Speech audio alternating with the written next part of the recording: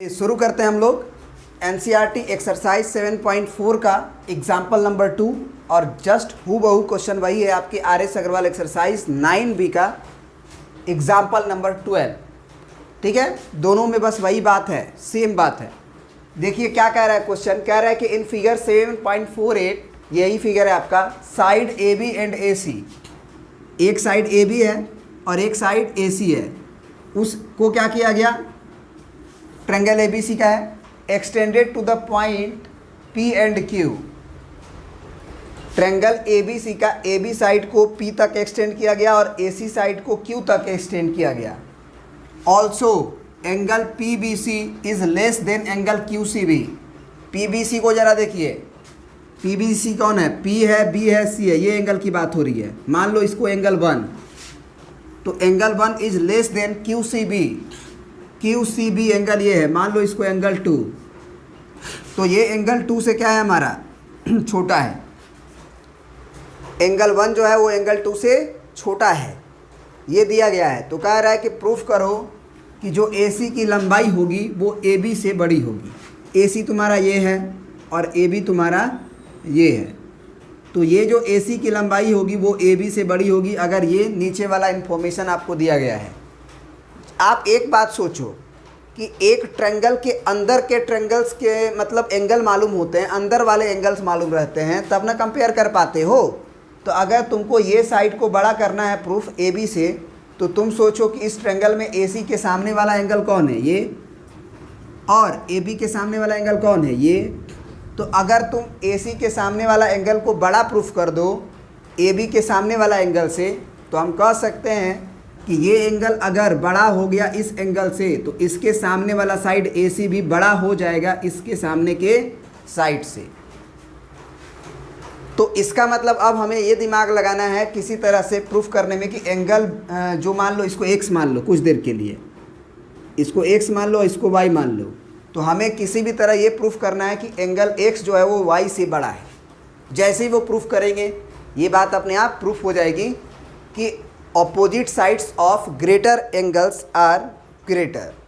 तो अब देखो क्या करेंगे प्रूफ में, हम लिखेंगे कि since angle 1 is less than angle 2, तो एंगल 1 और किसके बराबर हो सकता है। देखो हम ये कह सकते हैं ना कि ये ABP एक लीनियर पेयर है, बोलो, है ना, ABP is a line, is a line. तो अगर ये ABP लाइन है तो 1 और x में एक रिलेशन होगा, और उससे हम डायरेक्ट लिख सकते हैं कि एंगल x जो होगा वो 180 डिग्री माइनस, या फिर एक काम करो, डायरेक्टली आप ये लिख दो एंगल 1 बराबर, एंगल 1 को हम और भी क्या लिख सकते हैं, 180 डिग्री माइनस एंगल x। अगर ये पूरा 180 डिग्री में से अगर इस x को निकाल दिया जाए तो एंगल 1 बचेगा, क्योंकि 1 प्लस x का वैल्यू 180 डिग्री होता है। उसी तरह से similarly ACQ is a line, is line. तो फिर से अगर हम एंगल 2 का वैल्यू पूछें तो y और 2 का सम 180 होगा, तो एंगल 2 का वैल्यू 180 माइनस y होगा। तो इस तरह से एंगल 2 बराबर हो जाएगा 180 डिग्री और माइनस एंगल y। अब यहाँ पे क्या करेंगे कि चूँकि हमें दिया गया है angle 1 is less than angle 2, angle 1 is less than angle 2, तो वहाँ पे एंगल 1 के जगह पे क्या चिपका देंगे, हम चिपका देंगे 180 माइनस x। ठीक है ना, यहाँ पे चलो शुरू करते हैं। Angle 1 is less than angle 2, यही दिया गया हमें। 1 बराबर है इस चीज़ के, तो इसको 1 के नीचे हम चिपका सकते हैं, क्योंकि वो लिखो चाहे 180 डिग्री माइनस x लिखो, कोई दिक्कत नहीं है। फिर एंगल 2 के जगह पे हम लिख सकते हैं 180 डिग्री माइनस एंगल y, क्योंकि वो उसके बराबर है। ऐसा क्यों किए हम, क्योंकि एक्चुअल में हमें रिलेशन मेंटेन करना था x y में, तभी तो हम AC और AB में कंपैरिजन कर पाएंगे। इसीलिए एंगल 1 को x के टर्म में लिखा गया, एंगल 2 को y के टर्म में लिखा गया। अब ये 180 डिग्री कट जाएगा। अब minus of angle x is less then minus of angle y, minus of angle x is less then minus of angle y। एक बहुत बड़ी मिस्टेक हो जाती है यहाँ पे बच्चों से, और वो माइनस माइनस को काट देते हैं। आप इनइक्वालिटी के दोनों तरफ के माइनस को अगर काटोगे तो अगर इनइक्वालिटी के डायरेक्शन को नहीं पलटोगे तो वो गलत हो जाएगा। क्यों गलत हो जाएगा, इसको थोड़ा सा एक एग्जांपल से आप समझिएगा। अगर मान लीजिए कि हम बोलेंगे कि -4 और -2 में कौन बड़ा है, तो आप सिंपल सी बात है, आप -2 को बड़ा बोलोगे क्योंकि वो ओरिजिन से बहुत पहले है, और -4 तो बहुत ज़्यादा नेगेटिव है, तो निश्चित रूप से -4 जो है वो छोटा है -2 से। तो अगर हम दोनों तरफ माइनस को काट दें, अगर मान के चलो माइनस को अगर हम काट दें और इनइक्वालिटी को वही रहने दें, ऐसे ही रहने दें, तो क्या ये बात सही होगा? नहीं होगा। 4 जो होगा वो छोटा थोड़ी होता है 2 से। इसका मतलब ये हुआ कि अगर आप माइनस को काट रहे हो तो काटो, कोई दिक्कत नहीं है, लेकिन इनइक्वालिटी के डायरेक्शन को पलट दो। मतलब जैसे ही आप ये पलटोगे तब सही होगा, यानी कि काटोगे तो पलटोगे।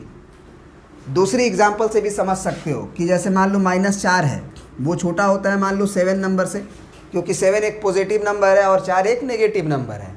अब तुम दोनों तरफ -1 से गुना करो। एक्चुअली यहाँ पे -1 से ही गुना हुआ है, तभी ना माइनस माइनस प्लस हुआ है, माइनस माइनस प्लस हुआ है।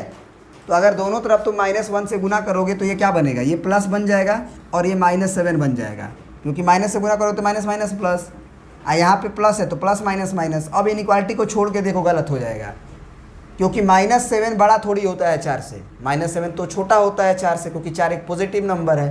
तो निश्चित रूप से आप माइनस से जब गुना करते हो तो ये ध्यान रखना कि इनइक्वालिटी में डायरेक्शन पलट जाता है। इक्वल टू में चलेगा, अगर बराबर रहता ना तो चलेगा, इनइक्वालिटी में नहीं चल सकता है। तो इसीलिए यहाँ पे अगर माइनस से तुम दोनों तरफ मल्टीप्लाई कर रहे हो तो ये डायरेक्शन को पलटना पड़ेगा आपको। इसीलिए angle x is greater than angle y। अब सुनो बात से ध्यान से, अगर एंगल x बड़ा हो चुका है एंगल y से, तो एंगल x के सामने का जो साइड है इस ट्रायंगल ABC में, AC, निश्चित रूप से वो भी बड़ा होगा। अगर छोटा एंगल y है तो उसके सामने वाले छोटे साइड से बड़े होंगे, है ना। ये बात प्रूफ हो गई, ठीक है ना। यहाँ पे आप ब्रैकेट में ज़रूर लिख लेना, sides opposite to larger angle is larger, ठीक है ना। यहाँ पे तो लिख ही दिए हैं। आई होप कि ये बातें आप समझ गए होंगे। और भी अगर वीडियोस आपको देखना है तो NCERT RS अग्रवाल का सेपरेटेड प्लेलिस्ट, जो बच्चे अगर केवल NCERT के बुक को फॉलो करते हैं उनके लिए अलग प्लेलिस्ट मेरे चैनल पे मिल जाएगा, और RS अग्रवाल के लिए अलग बुक मतलब प्लेलिस्ट हमारे चैनल पे मिल जाएगा। आप चले जाइए चैनल बाबा मैथ्स वाले पे, और वहाँ पे आप जाके दोनों लेक्चर्स को एक्सेस करके देख सकते हैं, जो भी प्लेलिस्ट आपको अच्छा लगता है। क्लास 9 से लेके क्लास 12 तक मैथमेटिक्स के वीडियोज़ अपलोडेड हैं, आप जाके देख सकते हैं, एंजॉय कर सकते हैं। Thank you.